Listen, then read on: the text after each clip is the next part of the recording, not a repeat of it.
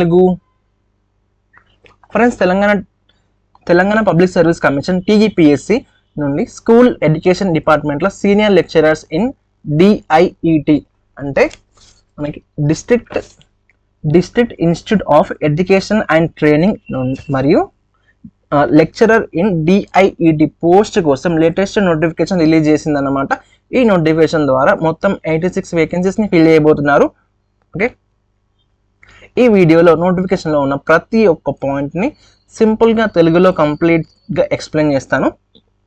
Okay, video end వరకు చూడండి. మన ఛానల్కి కొత్త వారైతే మన ఛానల్ని సబ్స్క్రైబ్ చేసుకొని పక్కనే ఉన్న బెల్ ఐకాన్ని ప్రెస్ చేయండి. ఓకే, ఫస్ట్ అనౌన్స్మెంట్ చూసుకుంటే కనుక Telangana public service commission Hyderabad ఈ రిక్రూట్మెంట్ నోటిఫికేషన్ని స్కూల్ ఎడ్యుకేషన్ డిపార్ట్మెంట్ కోసం రిలీజ్ చేసిందన్నమాట. అప్లికేషన్ ఆన్లైన్ మోడ్లో మాత్రమే యాక్సెప్ట్ చేస్తారు, ఆఫ్లైన్ అప్లికేషన్స్ని యాక్సెప్ట్ చేయరు. ఓకే, ఇంపార్టెంట్ డేట్స్ చూద్దాం. Online application starts from 24th June 2026.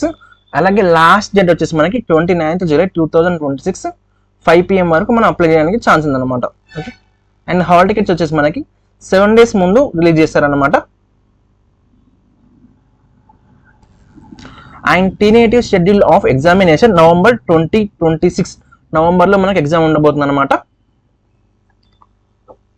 Okay, and ఇంకో విషయం ఇక్కడ నోట్ ఏంటంటే చాలామంది ఓటీఆర్ గురించి కన్ఫ్యూజన్లో ఉంటారు, కాబట్టి ఈ పాయింట్ చాలా ఇంపార్టెంట్ అనమాట. ఓటీఆర్ అంటే వన్ టైం రిజిస్ట్రేషన్. మీరు ఆల్రెడీ ఓటీఆర్ కంప్లీట్ చేసి ఉంటే డైరెక్ట్ లాగిన్ అయ్యి అప్లికేషన్ సబ్మిట్ చేయొచ్చు. కానీ ఓటీఆర్ లేకపోతే మాత్రం ముందుగా టీజీపీఎస్సీ వెబ్సైట్లో వన్ టైం రిజిస్ట్రేషన్ కంప్లీట్ చేయాలి. కానీ ఒక పాయింట్ ఏంటంటే ఓటీఆర్ కంప్లీట్ చేయడం అప్లికేషన్ కాదు, ఈ నోటిఫికేషన్ కోసం సపరేట్గా అప్లికేషన్ సబ్మిట్ చేయడం కంపల్సరీ అని చెప్తుంది. అలాగే ఓటీఆర్లో మొబైల్ నెంబర్, ఈమెయిల్ ఐడి యాక్టివ్గా మెయింటైన్ చేయండి. రిక్రూట్మెంట్ కంప్లీట్ అయ్యే వరకు ఓటీపీస్ మరియు అప్డేట్స్ అవే నెంబర్కి వస్తాయి అన్నమాట. ఓకే, నెక్స్ట్ పోస్ట్ కోడ్ చూసుకుంటే కనుక ఫ్రెండ్స్ ఇప్పుడు ఈ నోటిఫికేషన్లో ఉన్న పోస్ట్ డీటెయిల్స్ కంప్లీట్గా చూద్దాం. ఈ సెక్షన్ చాలా ఇంపార్టెంట్, ఎందుకంటే ఏ పోస్ట్కి ఎన్ని వేకెన్సీస్ ఉన్నాయి, సాలరీ ఎంత, ఏజ్ లిమిట్ ఏంటి అనే కంప్లీట్ ఇన్ఫర్మేషన్ ఇక్కడే ఉంటుందన్నమాట. సో ఈ నోటిఫికేషన్లో మొత్తం మనకి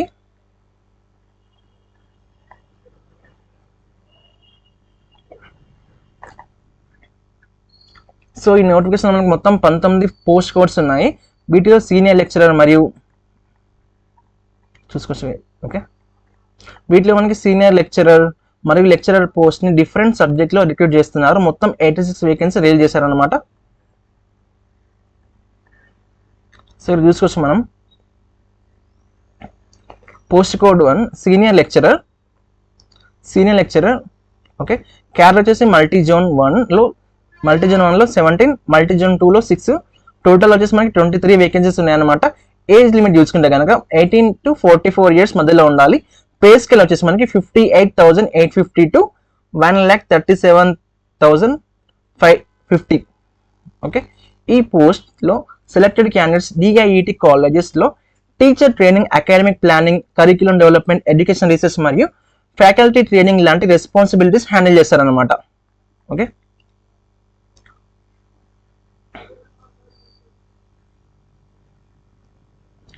సో పోస్ట్ కోడ్ 2 to 19 చూసుకుంటే కనుక ఈ పోస్ట్ కోడ్స్ అన్ని లెక్చరర్ డిఐఈటి పోస్టులు అన్నమాట.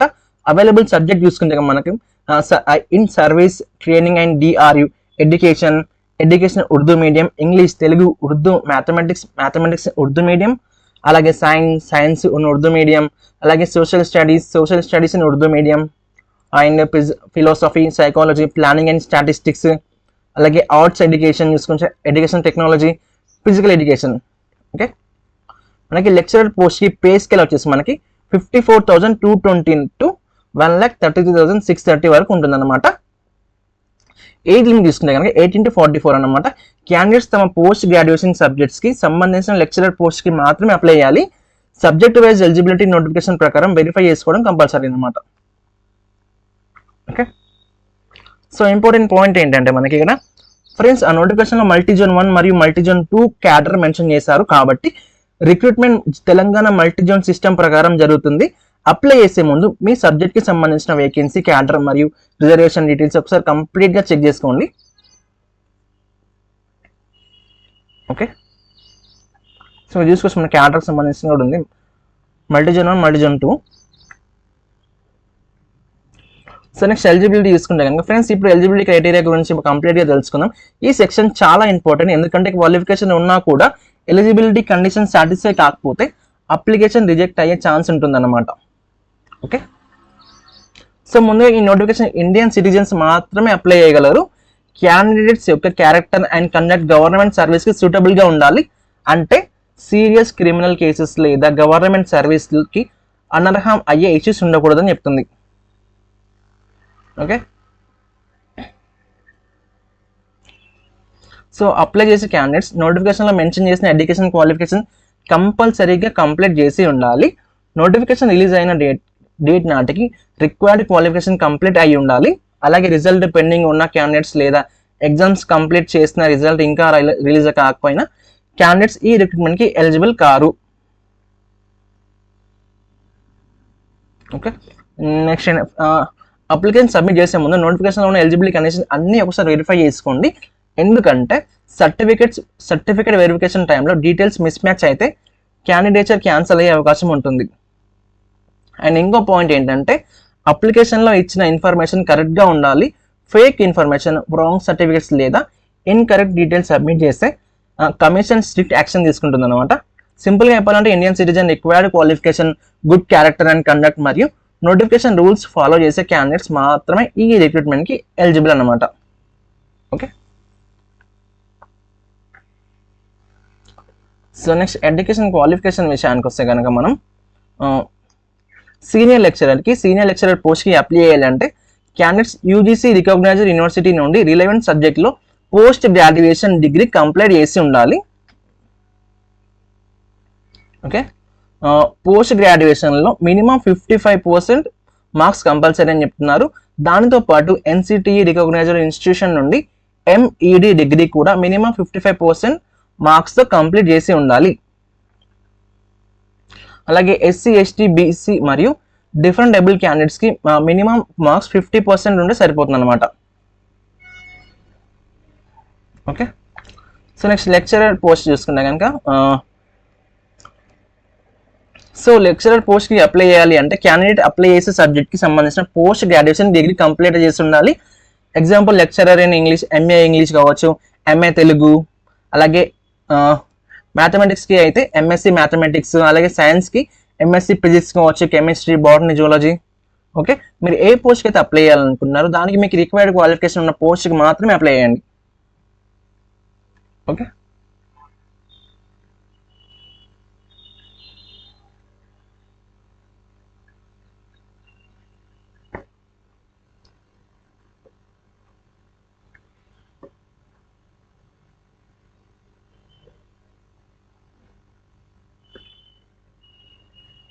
సో మనం చూసుకోవచ్చు ఇక్కడ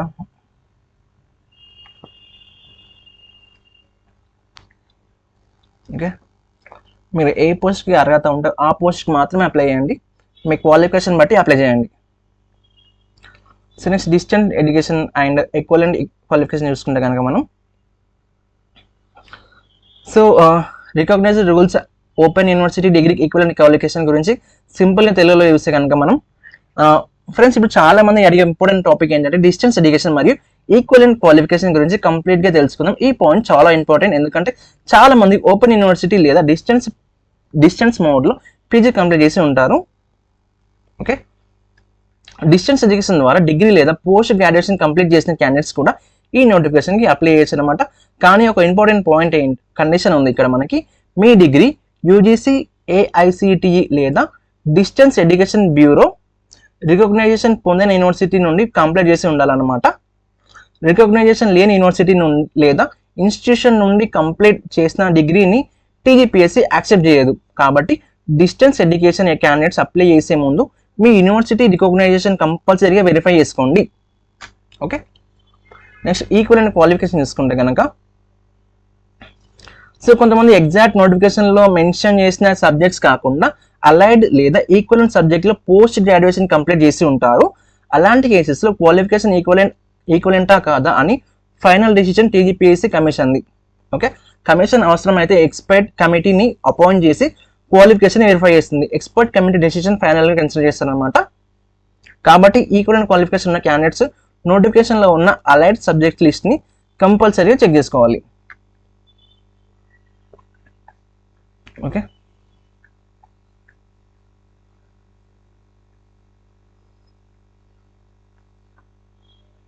సో నెక్స్ట్ మనం రిజర్వేషన్స్ చూసుకుంటే కనుక reservation to local candidates.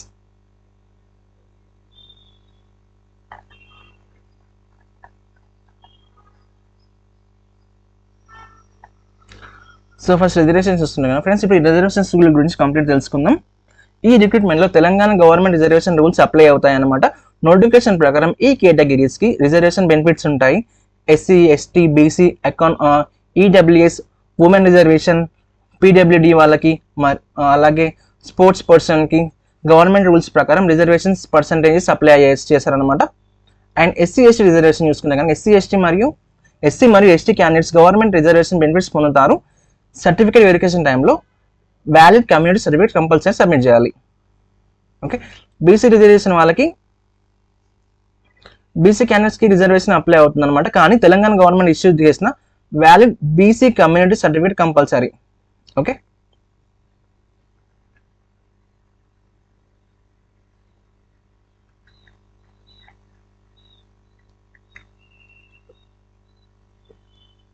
So next reservation to local candidates అంటే ఏంటంటే ఈ రిక్రూట్మెంట్లో SC, ST, BC, EWS reservation Telangana government rules ప్రకారం ఇంప్లిమెంట్ చేస్తారనమాట.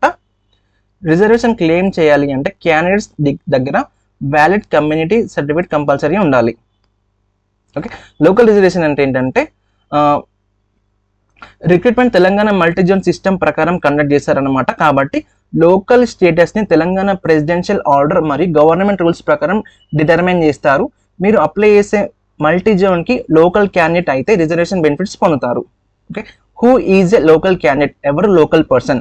సింపుల్గా చెప్పాలంటే క్యాండిడేట్ తెలంగాణలో నోటిఫికేషన్లో మెన్షన్ చేసిన రూల్స్ ప్రకారం రిక్వైర్డ్ పీరియడ్ స్టడీ చేసి ఉండాలి లేదా రెసిడెన్స్ క్రైటీరియా సాటిస్ఫై చేసి ఉండాలి. ఓకే, నాన్ లోకల్ క్యాండిడేట్స్ గురించి మాట్లాడుకుంటే కనుక నాన్ లోకల్ క్యాండిడేట్స్ కూడా అప్లై చేయొచ్చు అనమాట. కానీ లోకల్ రిజర్వేషన్ బెనిఫిట్స్ క్లెయిమ్ చేయలేరు. సెలక్షన్, మెరిట్ మరియు నోటిఫికేషన్ రూల్స్ ప్రకారం జరుగుతుంది అనమాట. Okay,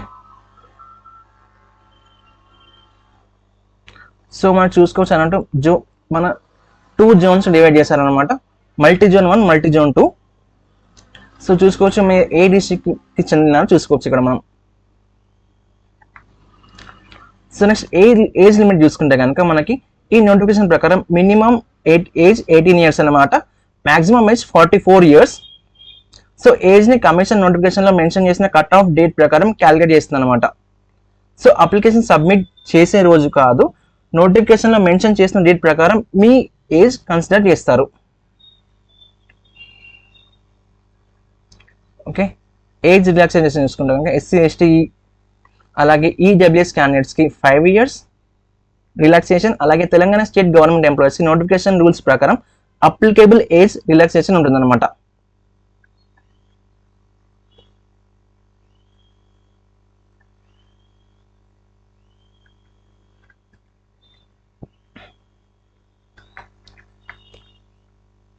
So how to fill and submit the application? So first step one complete. First OTR complete చేయాలి. ముందుగా టీజీపీఎస్సీ 1 time రిజిస్ట్రేషన్ కంప్లీట్ చేసి ఉండాలి. ఓకే, ఆల్రెడీ ఓటీఆర్ ఉన్న క్యాండిడేట్స్ డైరెక్ట్ లాగిన్ అవ్వచ్చు. తర్వాత ఫిల్ అప్లికేషన్ ఫామ్, తర్వాత రిక్వైర్డ్ డాక్యుమెంట్స్ అప్లోడ్ చేయాలి. ఆ తర్వాత pay application fee, final submit and download the application.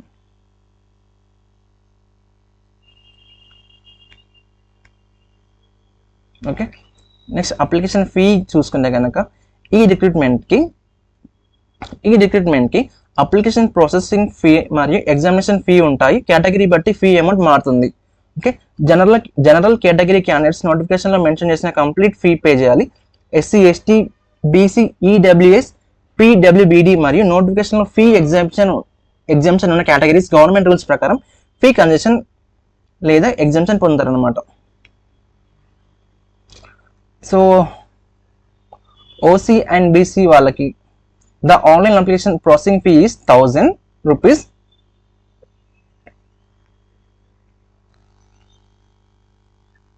Okay,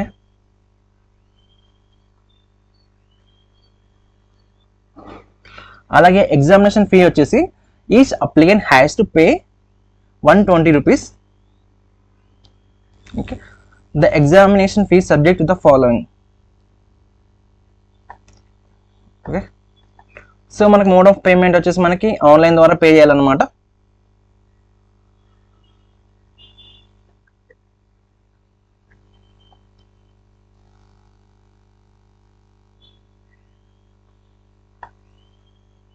so next scheme of examination. The scheme of examination and the syllabus given in annexure 2 లో మనకి scheme of examination అలాగే examination సంబంధించి syllabus కంప్లీట్గా మనకి annexure 2లో చూసుకోవచ్చు అనమాట. Okay, so మన సెంటర్స్ చూసుకుంటే కనుక the examination will be held the following centres as may be decided at the commission Hyderabad, Karimnagar, Warangal, Khammam, Nizamabad. Okay, so ఇక్కడ ఫీ గురించి చూస్తుంది కనుక ఓసీ అండ్ బీసీ వాళ్ళకి ఏమో 1000 రూపీస్, అలాగే ఎస్సీ, ఎస్టీ అండ్ పీడబ్ల్యూడి క్యాండిడేట్స్కి ఏమో 500 రూపీస్ అనమాట. Okay, examination so processing fee వేరు, ఎగ్జామినేషన్ ఫీ వేరు. ఎగ్జామినేషన్ ఫీ వచ్చేసి 120, కానీ ఈ ఫీ అందరికీ కంపల్సరీ కాదు.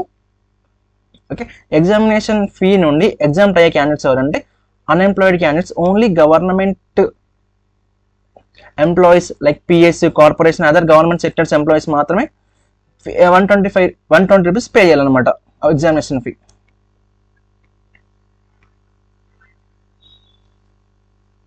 ఓకే,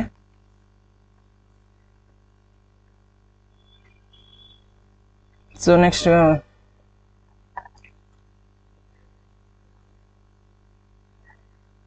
స్కీమ్ ఆఫ్ ఎగ్జామినేషన్ చూసుకుంటే కనుక చాలా చెప్పేసి అనమాట. సో ఎగ్జామినేషన్ సెంటర్ మనం చూసుకున్నాం.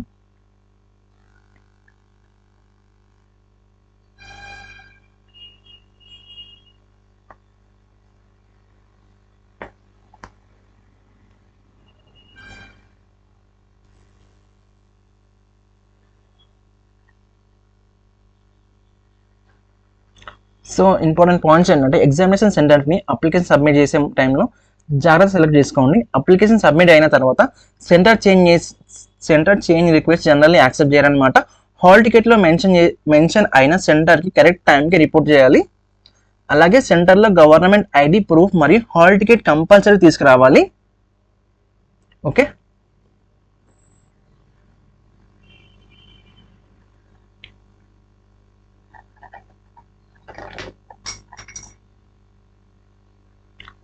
సో ఆబ్జెక్షన్ చూసుకుంటే ఫ్రెండ్స్,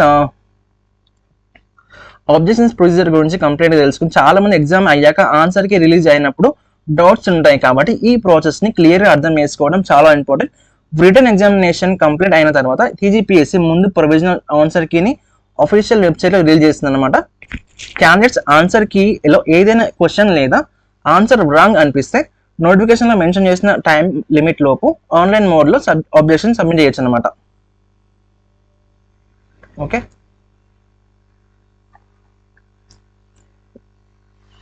సో సెలక్షన్ ప్రాసెస్ ఎలా ఉంటుందంటే మనకి ఇది ఈ నోటిఫికేషన్ ప్రకారం సెలక్షన్ రిటర్న్ ఎగ్జామినేషన్ పర్ఫార్మెన్స్ ఆధారంగా జరుగుతుందన్నమాట. ముందుగా candidates objective type written examination రాయాలి. ఎగ్జామ్లో వచ్చిన మార్క్స్ ఆధారంగా మెరిట్ లిస్ట్ ప్రిపేర్ చేస్తారు. మెరిట్ లిస్ట్లో క్వాలిఫై అయిన క్యాండిడేట్స్ని సర్టిఫికేట్ వెరిఫికేషన్కి పిలుస్తారు. అలాగే సర్టిఫికేట్ వెరిఫికేషన్ టైంలో education qualification, age proof, community certificate, local status and experience certificates మరియు నోటిఫికేషన్లో మెన్షన్ చేసిన ఒరిజినల్ డాక్యుమెంట్స్ అన్ని వెరిఫై చేస్తారనమాట. వెరిఫికేషన్ సక్సెస్ఫుల్ అయిన క్యాండిడేట్స్ని ఫైనల్ మెరిట్ బేసిస్లో సెలెక్షన్ చేస్తారు. Okay,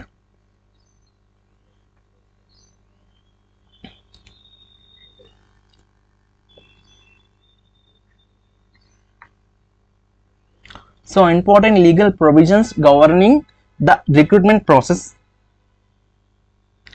so candidates application submit చేసే ముందు నోటిఫికేషన్లో ఉన్న అన్ని రూల్స్ మరియు కండిషన్స్ని కంపల్సరీగా యాక్సెప్ట్ చేయాలి. అప్లికేషన్లో ఫాల్స్ ఇన్ఫర్మేషన్ ఇవ్వడం, ఫేక్ సర్టిఫికేట్స్ అప్లోడ్ చేయడం లేదా ఇంపార్టెంట్ ఇన్ఫర్మేషన్ని హైడ్ చేయడం వల్ల క్యాండిడేచర్ ఇమ్మీడియట్గా క్యాన్సిల్ అయ్యే అవకాశం ఉంది అని చెప్తుంది. ఓకే,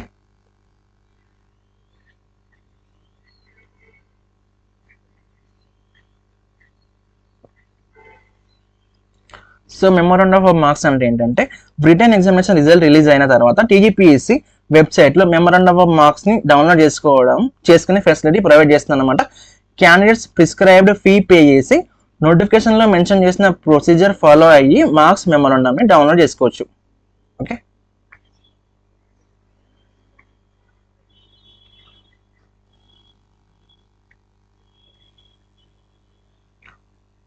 సో నెక్స్ట్ డిపార్ట్మెంట్ అంటే ఏంటంటే అప్లికేషన్. సో ఇక్కడ డిపార్ట్మెంట్ అని ఉంది, చూసుకోవచ్చు మనం ఇక్కడ. అప్లికేషన్ సబ్మిట్ చేసే సమయంలో ఫాల్స్ ఇన్ఫో ఇవ్వడం, ఫేక్ సర్టిఫికేట్స్ అప్లోడ్ చేయడం లేదా మరో క్యాండిడేట్ పేరుతో అప్లై చేయడం లాంటి యాక్టివిటీస్ స్ట్రిక్ట్గా పని చేస్తారని చెప్తుంది.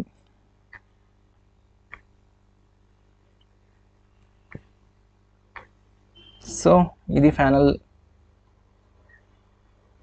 ఓకే ఫ్రెండ్స్, చివరిగా నోటిఫికేషన్లో మెన్షన్ చేసిన స్పెషల్ ఇన్స్ట్రక్షన్స్ గురించి కంప్లీట్గా తెలుసుకుందాం. ఈ పాయింట్స్ని ఫాలో చేయడం ప్రతి క్యాండిడేట్కి కంపల్సరీ అనమాట. అప్లికేషన్ సబ్మిట్ చేసిన తర్వాత రిక్రూట్మెంట్ ప్రాసెస్ కంప్లీట్ అయ్యే వరకు టీజీపీఎస్సీ అఫీషియల్ వెబ్సైట్ని రెగ్యులర్గా చెక్ చేస్తూ ఉండండి. And hall ticket, exam date, exam centre కావచ్చు, answer key, result certificate, verification schedule లాంటి అన్ని ఇంపార్టెంట్ అప్డేట్స్ అఫీషియల్ వెబ్సైట్లో రిలీజ్ చేస్తారనమాట. ఓకే,